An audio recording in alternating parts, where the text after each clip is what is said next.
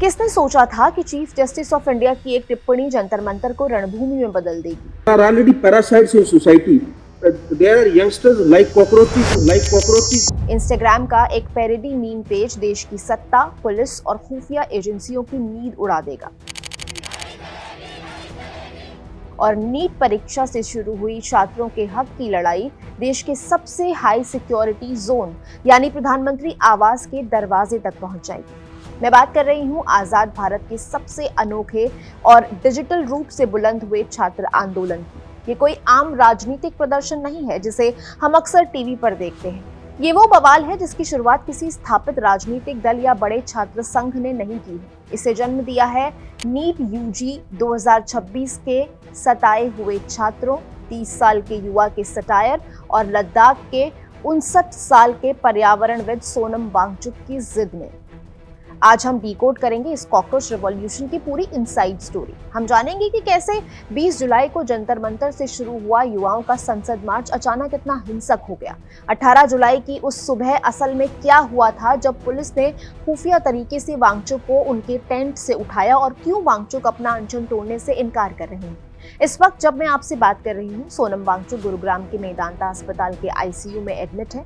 उनके आमरण अनशन को 25 दिन हो चुके हैं। डॉक्टर्स के मुताबिक उनका पोटेशियम लेवल खतरनाक हद तक गिर गया है। उनके दिल की धड़कनें अनियमित हो सकती हैं। इसके बावजूद उन्होंने आईवी फ्लूइड्स और दवाइयां लेने से मना कर दिया। वो सिर्फ नमक का पानी पीकर सिस्टम से लड़ रहे हैं।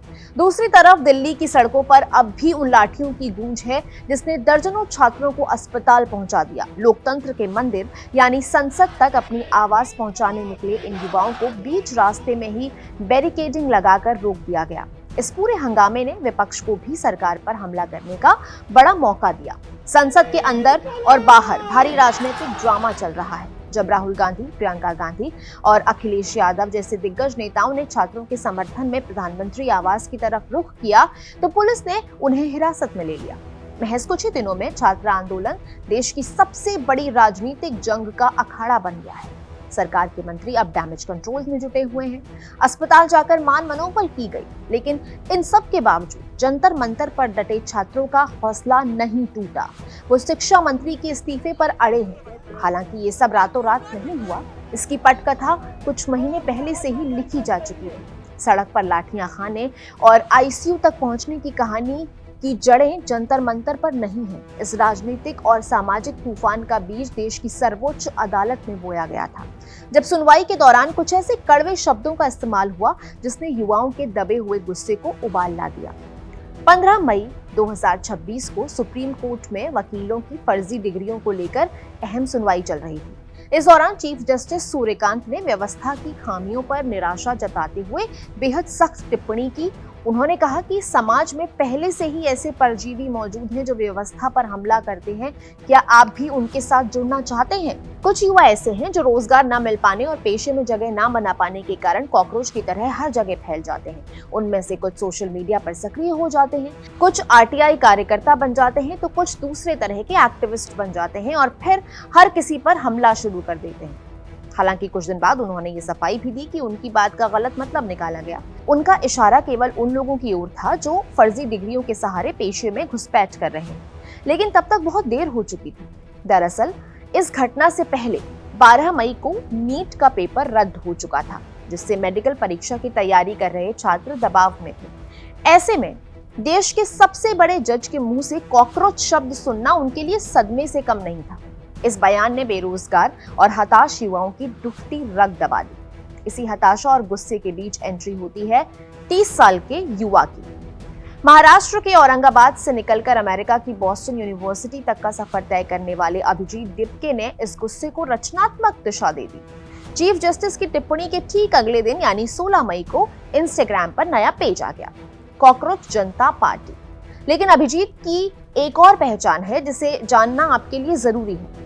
जानकारी के मुताबिक वो सीजेपी बनाने से पहले आम आदमी पार्टी से जुड़े थे। वो आपका सोशल मीडिया हैंडल करते थे। ऐसे में सवाल उठना लाजमी है कि क्या ये पेज महज एक युवा का गुस्सा था या फिर इसके पीछे कोई सोची समझी राजनीतिक पटकथा काम कर रही थी। खैर, सत्तारूढ़ बीजेपी के तर्ज पर गढ़ी गई इस पैरोडी पार्टी का नारा था कि ये उन लोगों की राजनीतिक पार्टी है जिन्हें सिस्टम गिनना भूल गया है। सीजेपी ने अपना व्यंग्यात्मक घोषणा पत्र भी जारी कर दिया। देखते ही देखते ये पेज युवाओं के गुस्से का डिजिटल वॉल बन गया। इस सटायर की सफलता का अंदाजा आप इसी बात से लगा सकते हैं कि महज कुछ ही दिनों में इसके फॉलोअर्स 2 करोड़ से ज्यादा हो गए। इस डिजिटल सेना ने फॉलोअर्स के मामले में बीजेपी और कांग्रेस जैसी स्थापित राष्ट्रीय पार्टियों को भी पीछे छोड़ दिया। जेन ज़ी और मिलेनियल्स के बीच सीजेपी की सुनामी को देखकर सरकार भी सतर्क हो गई। 21 मई 2026 को पेज के एक्स अकाउंट पर भारत में प्रतिबंध लगा दिया गया। इसको अभिजीत ने दिल्ली हाईकोर्ट में चुनौती दे दी। 7 जुलाई 2026 को जस्टिस स्वर्णकांता शर्मा की पीठ ने युवाओं के पक्ष में फैसला सुनाया। कोर्ट ने केंद्र सरकार की उस दलील को खारिज कर दिया जिसमें कहा गया था कि इस अकाउंट के चलने से नीट परीक्षा के दौरान अराजकता फैल सकती है। अदालत ने सीजेपी के अकाउंट को फौरन बहाल करने का आदेश दे दिया। दिप्के को पहली जीत उसी न्यायपालिका से मिली जिसकी एक टिप्पणी ने उसकी पार्टी का जन्म किया था। इस कानूनी जीत ने डिजिटल बगावत में नई जान फूंक दी और साबित कर दिया कि आज का युवा पारंपरिक राजनीति से अलग नए तरीके से प्रतिरोध की तलाश में है। नीट यूजी 2026 में हुई धांधली ने उस चिंगारी का काम किया जिसका इंतजार सीजेपी की डिजिटल सेना कर रही थी। जब खबरें सामने आई कि डार्क वेब पर मेडिकल प्रवेश परीक्षा के पेपर बेचे गए हैं और नेशनल टेस्टिंग एजेंसी की मार्किंग में गड़बड़ी हुई है तो छात्रों का सब्र टूट गया। परीक्षा के दबाव और हार की निराशा में देश के अलग अलग हिस्सों से कई छात्रों के जान देने की खबरें आईं। इन मौतों ने व्यवस्था पर गंभीर सवाल खड़े कर दिए। इंटरनेट पर उबल रहा गुस्सा अब मोबाइल से निकलकर दिल्ली की सड़कों पर आ गया। 6 जून 2026 को सीजेपी ने जंतर मंतर पर अपनी पहली जमीनी दस्तक दी। शुरुआत में ये भीड़ अलग अलग गुटों में बटी हुई थी। फिर 20 जून को छात्रों ने प्रधानमंत्री की पुरानी अपील की तर्ज पर थाली और चम्मच बजाकर सरकार को नींद से जगाने की कोशिश की। पुलिस ने शाम 5 बजे के बाद इस प्रदर्शन को अवैध घोषित कर दिया, लेकिन अभिजीत दिप्के और उनके समर्थक वहां से हटे नहीं। वो रात भर वहीं डटे रहे। इसी जिद के साथ ये प्रदर्शन अनिश्चितकालीन धरने में बदल गया। छात्रों की 3 मांगे थी। केंद्रीय शिक्षा मंत्री धर्मेंद्र प्रधान को उनके पद से हटाया जाए, परीक्षा प्रणाली में पारदर्शी सुधार हो और जान गंवाने वाले छात्रों के परिवारों को 1-1 करोड़ रुपए का वित्तीय मुआवजा दिया जाए। आंदोलन में युवाओं का जोश बहुत था, लेकिन इसे किसी मजबूत केंद्र की तलाश थी। 28 जून 2026 को इस कहानी में सबसे बड़ा टर्निंग पॉइंट आया। लद्दाख के जाने माने शिक्षाविद, पर्यावरणविद और रेमन मैग्सेसे पुरस्कार विजेता सोनम वांगचुक जंतर मंतर पहुंच गए। वांगचुक पहले से ही लद्दाख के अधिकारों के लिए लंबी लड़ाई लड़ रहे थे, जिसके लिए उन्होंने 170 दिन जोधपुर जेल में भी गुजारे थे। जंतर मंतर पर आते ही वांगचुक ने ऐलान कर दिया कि वो छात्रों के समर्थन में गांधीवादी तरीके से आमरण अनशन करेंगे। उन्होंने कसम खाई कि जब तक शिक्षा मंत्री इस्तीफा नहीं देते वो अन्न का दाना नहीं खाएंगे। वांगचुक की एंट्री से आंदोलन को संजीवनी मिल गई। जो जेन ज़ी और इंटरनेट वाली पीढ़ी अब तक अपने तरीके से लड़ रही थी, उसे वांगचुक के रूप में बड़ा नैतिक और विश्वसनीय चेहरा मिल गया। वांगचुक ने मंच से बताया कि वो कोई आधुनिक गांधी या राजनेता नहीं है, वो महज देश के युवाओं के भविष्य के लिए आम नागरिक की हैसियत से वहां पर बैठे हुए हैं। सोनम की भूख हड़ताल ने सीजेपी के आंदोलन को पूरे भारत में पहचान दिला दी। वांगचुक के गद्दे और 2 टेबल फैन के इर्द गिर्द पूरा आंदोलन मजबूती से एकजुट हो गया। इस कठिन रास्ते पर वांगचुक अकेले नहीं थे। उनके साथ आइसा की नेता नेहा, अमितोज और मनीष कुमार समेत 21 युवाओं ने भी अनिश्चितकालीन भूख हड़ताल शुरू कर दी। लेकिन जैसे जैसे जंतर मंतर पर भीड़ बढ़ने लगी, वहां की तस्वीर बदलने लगी। कुछ ऐसा होने लगा जिसका छात्रों की मांग से कोई लेना देना नहीं था। सवाल उठ रहे हैं कि अगर ये सिर्फ छात्रों का आंदोलन था तो राष्ट्र विरोधी नारे क्यों लगे? सीजेपी के मंच पर ऐसे कई विवादित लोग क्यों नजर आए जिनका परीक्षा या शिक्षा से कोई सरोकार नहीं था? भीड़ में प्रधानमंत्री मोदी और गृह मंत्री अमित शाह के लिए खुलेआम अपशब्दों का इस्तेमाल क्यों किया गया? क्या जो लोग वहां छात्र बनकर बैठे थे वो असल में किसी खास विचारधारा का एजेंडा चला रहे थे? जंतर मंतर का ये मंच धीरे धीरे शिक्षा सुधार की जगह सरकार विरोधी मोर्चे में तब्दील होने लगा। दूसरी तरफ हर गुजरते दिन के साथ अनशन पर बैठे प्रदर्शनकारियों का शरीर टूटने लगा, वजन कम और हड्डियां भी कमजोर होने लगी। लेकिन सरकार की तरफ से बातचीत की कोई ठोस पहल सामने नहीं आई। उल्टे शिक्षा मंत्री ने प्रदर्शनकारियों को कथित तौर पर आतंकवादी की बी टीम बताकर जले पर नमक छिड़क दिया। लगातार गिरती सेहत और सरकार की खामोशी से आंदोलनकारियों का गुस्सा सातवें आसमान पर पहुंच रहा था। जब हुक्मरानों ने संवाद का कोई रास्ता ही नहीं खोला तो भूख से कमजोर हो रहे इन लोगों ने आर पार की लड़ाई का मन बना लिया। 9 जुलाई को सीजेपी के संस्थापक अभिजीत दिपके ने सरकार को खुला अल्टीमेटम दे दिया। अभिजीत ने कहा कि अगर सरकार ने उनकी मांगें नहीं मानी तो 20 जुलाई को संसद के मॉनसून सत्र वाले दिन हजारों छात्र जंतर मंतर से संसद तक कूच करेंगे। इसे चलो संसद का नाम दिया गया और अन्याय से आजादी का दूसरा आंदोलन बताया गया। कमजोर हो चुके सोनम वांगचुक ने मंच से कहा कि वो किसी भी तरह 20 जुलाई तक जिंदा रहेंगे और अगर ये मार्च सफल नहीं हुआ तो वो भूत बनकर वापस लौटेंगे। इस ऐलान ने सत्ता के गलियारों और सुरक्षा एजेंसियों की नींद उड़ा दी। पैदल मार्च से ठीक 3 दिन पहले 17 जुलाई को केंद्रीय गृह मंत्रालय ने चौंकाने वाला फैसला लिया। दिल्ली पुलिस कमिश्नर सतीश गोलछा को पद से हटा दिया गया, जबकि उनका कार्यकाल अप्रैल 2027 तक का था। उनकी जगह इंटेलिजेंस ब्यूरो में 2 दशक गुजार चुके अनुराग कुमार को कमान सौंप दी गई, जो रणनीतिक खुफिया अभियानों के विशेषज्ञ हैं।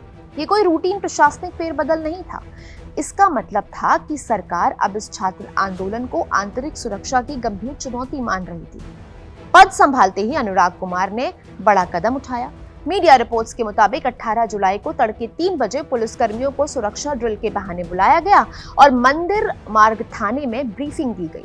उन्हें निर्देश दिया गया कि वांगचुक को महज 30 सेकंड के अंदर वहां से हटा देना है। सूचना बाहर ना जाए, इसके लिए इलाके में कथित तौर पर जैमर लगा दिए गए। कड़क इन दावों की पुष्टि नहीं करता जो मीडिया रिपोर्ट्स में छपा है, सिर्फ हम आपको वही बता रहे हैं। सुबह करीब 6:30 बजे जब ज्यादातर छात्र नींद में थे, सादे कपड़ों और स्पोर्ट्स शूज में दिल्ली पुलिस के दर्जनों जवान धरना स्थल पर पहुंच गए। छात्रों और कैमरों से बचने के लिए पुलिस ने वांगचुक के तंबू और मंच के चारों ओर सफेद चादरें तान दी। किसी को कुछ समझ आता उससे पहले ही पुलिस ने वांगचुक को वहां से उठाया और एम्बुलेंस में डालकर फौरन सफदरजंग अस्पताल ले गई। वांगचुक 21 दिनों से अनशन पर थे और वो चलने फिरने की हालत में नहीं थी। इस अचानक हुई कार्रवाई के बाद जंतर मंतर पर भारी हंगामा खड़ा हो गया। पुलिस ने अपनी सफाई में कहा कि वांगचुक का वजन काफी गिर गया था, वो गंभीर डिहाइड्रेशन का शिकार थे और मेडिकल एक्सपर्ट्स की सलाह पर उन्हें अस्पताल ले जाना जरूरी था। सफदरजंग अस्पताल ने भी बुलेटिन जारी कर कहा कि उन्हें लाइफ सेविंग मॉनिटरिंग की जरूरत है, लेकिन वांगचुक की पत्नी डॉक्टर गीतांजलि और अभिजीत दिपके ने पुलिस की थ्योरी को खारिज कर दिया। सीजेपी ने इस कार्रवाई को अपहरण करार दिया। उनका आरोप था कि वांगचुक अस्पताल जाने के लिए बिल्कुल तैयार नहीं थे और उन्हें बिना परिवार की सहमति के जबरदस्ती उठाया गया। डॉक्टर गीतांजलि का कहना था कि सफदरजंग अस्पताल में वांगचुक को अवैध हिरासत में रखा गया है, जहां उनके फोन ले लिए गए हैं। इसी गहमा गहमी के बीच जंतर मंतर पर अज्ञात महिला ने अभिजीत दिपके पर नीली स्याही भी फेंक दी, जिससे छात्रों का गुस्सा और भड़क गया। पुलिस की कार्रवाई के विरोध में अभिजीत दिपके ने अनिश्चितकालीन भूख हड़ताल शुरू कर दी। उन्होंने ऐलान किया कि अब आंदोलन सिर्फ शिक्षा मंत्री के इस्तीफे तक सीमित नहीं रहेगा, प्रधानमंत्री की जवाबदेही भी तय की जाएगी।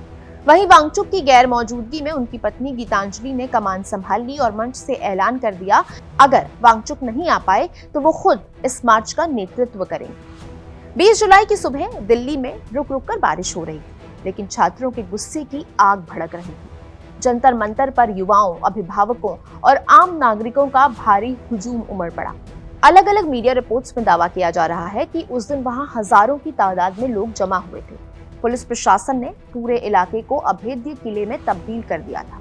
संसद का मॉनसून सत्र शुरू होने के कारण दिल्ली पुलिस ने BNSS की धारा 163 लागू कर दी थी।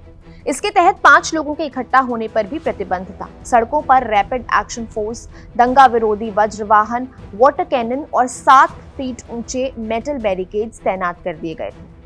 दोपहर करीब 1 बजे सीजेपी के सदस्य 8 लाउडस्पीकर लगे मिनी ट्रक पर सवार हुए और यहीं से चलो संसद मार्च की शुरुआत हुई।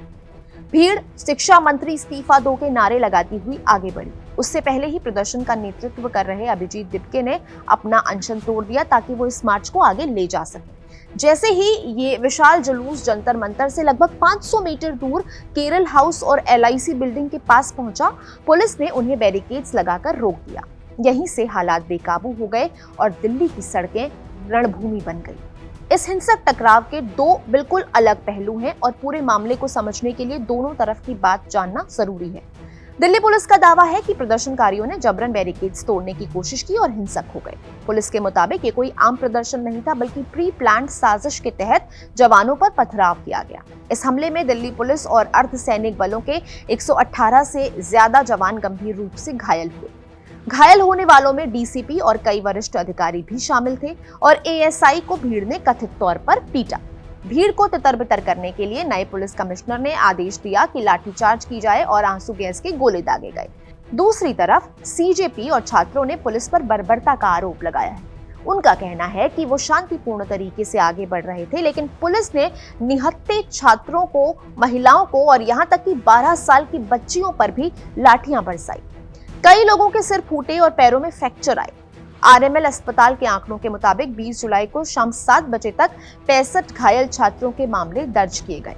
इस अफरा तफरी के दौरान इलाके में इंटरनेट बंद कर दिया ताकि भीड़ को और इकट्ठा होने से रोका जा सके। पुलिस ने आपराधिक साजिश रचने और दंगा करने के आरोप में लगभग 70 प्रदर्शनकारियों को हिरासत में ले लिया और 6 एफआईआर दर्ज की गई। सड़क पर मचे घमासान और आंसू गैस के धुएं के बीच सरकार ने पहली बार बातचीत की खिड़की खोली। सीजीपी के मुख्य प्रवक्ता सौरभ दास और आशुतोष रांका को सरकार ने बातचीत के लिए बुलाया। दोपहर करीब 3:30 बजे दोनों ने केंद्रीय स्वास्थ्य मंत्री जेपी नड्डा से उनके आवास पर मुलाकात की, जहां उन्होंने शिक्षा मंत्री के इस्तीफे और वांगचुक की रिहाई समेत अपनी कई मांगे सामने रखी।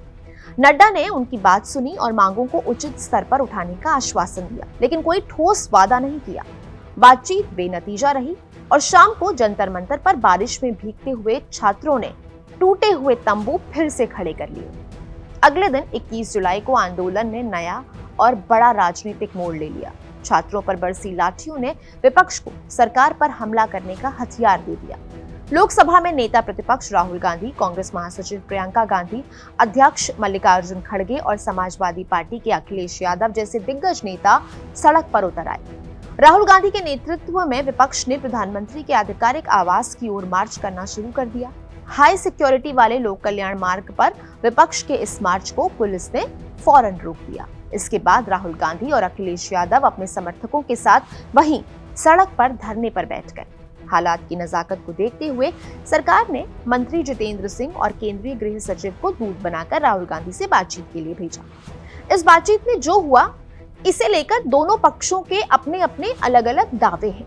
मंत्री जितेंद्र सिंह का दावा है कि राहुल गांधी संसद में नीट पर चर्चा की बात मान गए थे, लेकिन कुछ ही मिनटों बाद वो पलट गए और शिक्षा मंत्री, गृह मंत्री और प्रधानमंत्री के इस्तीफे की नई शर्त रख दी, जिसे मंत्री ने अलोकतांत्रिक बताया। वहीं कांग्रेस का कहना है कि सरकार छात्रों पर हुए लाठीचार्ज की जवाबदेही लेने से भाग रही है और शिक्षा मंत्री को बचा रही है। बातचीत फेल होते ही पुलिस ने बल प्रयोग करते हुए विपक्षी नेताओं को हिरासत में लेना शुरू कर दिया। इस दौरान भारी हाई वोल्टेज ड्रामा हुआ। राहुल गांधी सड़क पर लेट गए तो पुलिस कर्मियों ने उन्हें जबरन उठाकर बस में डाल दिया। प्रियंका और अखिलेश यादव को हिरासत में ले लिया गया। इसी राजनीतिक ड्रामे के बीच धर्मेंद्र प्रधान ने सोशल मीडिया पर लिखा कि राहुल गांधी छात्रों को राजनीतिक औजार के तौर पर बेशर्मी से इस्तेमाल कर रहे हैं। प्रधान का दावा था कि सरकार छात्रों के प्रति 100% प्रतिबद्ध है, लेकिन विपक्ष जानबूझकर टकराव की राजनीति कर रहा है। नेताओं की हिरासत की खबर मिलने के बाद कांग्रेस नेता सोनिया गांधी पुलिस स्टेशन पहुंची। दिल्ली पुलिस की हाई लेवल समीक्षा बैठक के बाद सभी को रिहा करने का आदेश जारी हुआ और करीब रात 9 बजे सबको छोड़ दिया गया। सड़क से संसद और सोशल मीडिया तक ये राजनीतिक जंग अपने चरम पर थी, पर इस शोरगुल से दूर अलग ही संवेदनशील लड़ाई लड़ी जा रही थी। सफदरजंग अस्पताल में वांगचुक की हालत हर गुजरते घंटे के साथ बिगड़ रही थी। इतने लंबे उपवास के बाद उनके शरीर ने ऊर्जा के लिए मांसपेशियों को तोड़ना शुरू कर दिया था। उनका सीरम पोटेशियम लेवल गिरकर 3.4 तक पहुंच गया, लेकिन उन्होंने आईवी फ्लूइड्स और दवाइयां नहीं ली। अस्पताल में पारदर्शिता की कमी और वांगचुक को बाहरी दुनिया से काटे जाने के खिलाफ उनकी पत्नी ने दिल्ली हाई कोर्ट का दरवाजा खटखटाया। 21 जुलाई को अदालत ने कहा कि वांगचुक को अपनी पसंद के अस्पताल में इलाज कराने का मौलिक अधिकार है। इस आदेश के फौरन बाद वांगचुक को भारी सुरक्षा के बीच गुरुग्राम के मेदांता अस्पताल ले जाया गया। सरकार जानती थी कि वांगचुक की बिगड़ती सेहत उनके लिए सिरदर्द बन सकती है, इसलिए सरकार ने डैमेज कंट्रोल करते हुए आधी रात को बहुत ही गुपचुप तरीके से अपना दांव चला। 21 जुलाई को ही रात करीब 11:30 बजे जेपी नड्डा और जितेंद्र सिंह मेदांता पहुंचे। दोनों मंत्रियों ने वांगचुक से मुलाकात की। उन्होंने वांगचुक को भरोसा दिलाया कि सरकार संसद में नीट पर चर्चा शुरू करने जा रही है और उन्हें अपना अनशन तोड़ देना चाहिए। पर सोनम नहीं माने। उन्होंने आईसीयू से ही आमरण अनशन जारी रखने का फैसला किया। उन्होंने लिखित संदेश दिया कि जब तक शिक्षा मंत्री की जवाबदेही तय नहीं होती, वो पीछे नहीं हटेंगे। उधर जंतर मंतर पर पुलिस की कार्रवाई के बाद भी हजारों छात्र डटे हुए हैं। अभिजीत तिपके ने ऐलान कर दिया है कि भले ही वो संसद की ओर नया मार्च ना निकाले, लेकिन धरना जारी रहेगा। जब तक केंद्रीय शिक्षा मंत्री अपना इस्तीफा नहीं सौंपते, यह आंदोलन खत्म नहीं होगा। इसके बाद 23 जुलाई को पीएम मोदी ने सोशल मीडिया पर पोस्ट किया। उन्होंने लिखा, देश के युवाओं का हित और उनका भविष्य हमारी सर्वोच्च प्राथमिकता है। पेपर लीक के सभी मामलों में दोषियों को जल्द से जल्द कठोर दंड देने के लिए केस के त्वरित निस्तारण के लिए फास्ट ट्रैक कोर्ट्स का गठन किया जाएगा। इस संबंध में निर्देश दे दिए गए कि संबंधित विभाग आवश्यक कार्रवाई सुनिश्चित करे। छात्रों के हितों को सुरक्षित करने के लिए सरकार के फैसलों की श्रृंखला में ये एक महत्वपूर्ण कदम है। युवाओं के भविष्य के साथ खिलवाड़ करने वाले किसी भी व्यक्ति को बख्शा नहीं जाएगा। सरकार डैमेज कंट्रोल में जुटी है और सीजेपी शिक्षा मंत्री के इस्तीफे पर अड़ी है। लेकिन यहाँ इतिहास का बहुत ही दिलचस्प पन्ना पलटना जरूरी है। क्या आप जानते हैं कि 1997 में खुद धर्मेंद्र प्रधान ने पेपर लीक के विरोध में छात्र आंदोलन किया था। वो खुद पेपर लीक के खिलाफ सड़क पर लाठियां खा चुके हैं और आज उन्हीं के इस्तीफे की मांग हो रही है। छात्रों के जायज गुस्से से शुरू हुई ये लड़ाई अब सियासत के गहरे दलदल में फंसती दिख रही है। मेदांता के आईसीयू में वांगचुक अनशन पर हैं और जंतर मंतर पर राजनीतिक नारे गूंज रहे हैं। नतीजा जो भी हो, लेकिन हमें ये सोचना होगा कि क्या असल में छात्रों को न्याय मिल रहा है या फिर उनके कंधे पर रखकर कोई और अपनी बंदूक चला रहा है। आज के अनकही में इतना ही। आपका इस बारे में क्या सोचना है, आप कमेंट करके हमें जरूर बता सकते हैं।